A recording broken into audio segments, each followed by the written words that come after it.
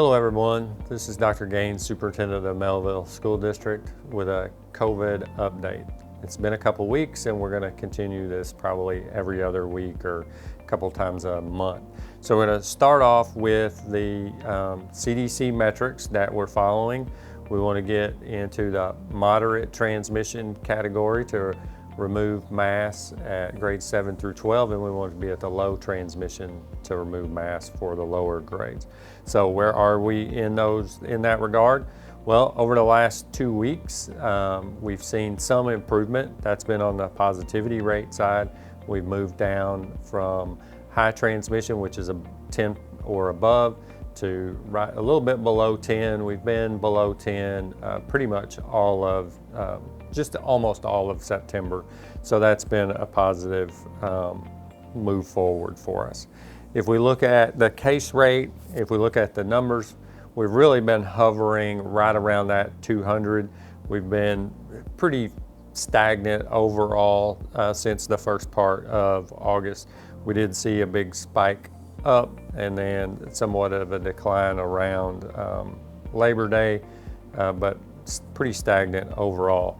Positivity rate, as is evidenced in the previous slide, has been falling from our high up around 12% in early to mid-August to now consistently below 10%. So that's a move in the right direction. If we look, however, and we dig into just elementary age students, the 5 to 9-year-olds, we can see that the positivity rate within that population has been increasing. It has leveled out a little bit in the last few days, hovering right around that 10 mark for within the district and really hanging out at about 8 or so for the county.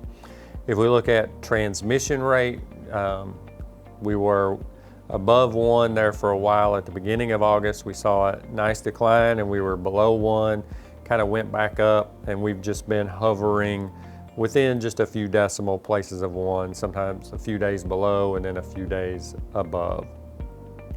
If we look internally, this is through September 12th, we can see that we have had student cases on campus. We've been hovering about that 30 mark is where we've kind of been each week or kind of close to it just in the first few weeks of school. However, when we were at 30, looking back to last year, we were quarantining way more students, or they were required to be off campus.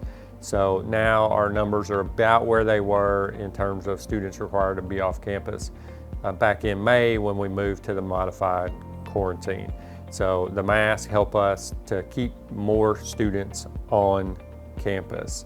So we continue to move forward with mask mandate inside our buildings and watching those metrics that we've set to back down on that. So as you go about the weekend, please be sure to practice mitigation strategies to help reduce the spread of the virus wherever you are. Thank you all for your time today. I hope you have a great weekend.